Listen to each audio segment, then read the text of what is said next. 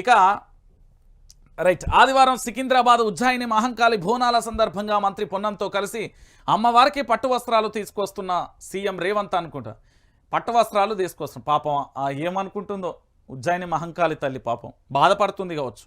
ఏమని, ఓ పక్కన నా రైతులు తెలంగాణ రాష్ట్ర వ్యాప్తంగా 200 మంది రైతులను పొట్టన వేచుకుంటేవి, చేనేత కార్మికులు ఆగమవుతారు, నిరుద్యోగ బిడ్డలకు ఉద్యోగాలు ఇవ్వకపోతేవి, మా ఏంది అసలు విషయాలు చెప్పే జర్నలిస్టుల మీద అక్రమ కేసులు పెట్టి దబాయిస్తావచ్చివి, వాళ్ళని ఇబ్బంది పెడతావచ్చివి, వాని వీడిని బెదిరించి పార్టీలోకి తెచ్చుకుంటామని అమ్మవారు అంటుకుంటున్నారేమో. చాలా బాధేస్తుంది నాకు. 18వసారి సీఎం ఢిల్లీకి, కేబినెట్ విస్తరణపై అధిష్టానంతో చర్చలు, పీసీసీ అధ్యక్షుడు నియమించాలని కోరే ఛాన్స్, వరంగల్ సభకు రావాలని రాహుల్కు ఆహ్వానం అంటూ కూడా చెప్పింది. నేనేమని చెప్తున్నా అంటే, ఈయన 18 సార్లవైనా 20 సార్లవైనా తెలంగాణ ప్రాంత బిడ్డలో తెలంగాణ ప్రాంత ప్రయోజనాల కోసం పోతలేడు.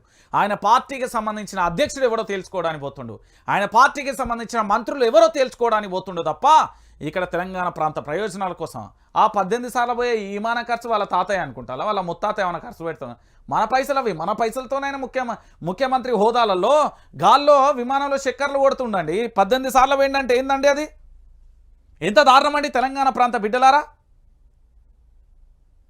ఒకసారి మీరు అందరూ కూడా ఆలోచించాలి దయచేసి. I request.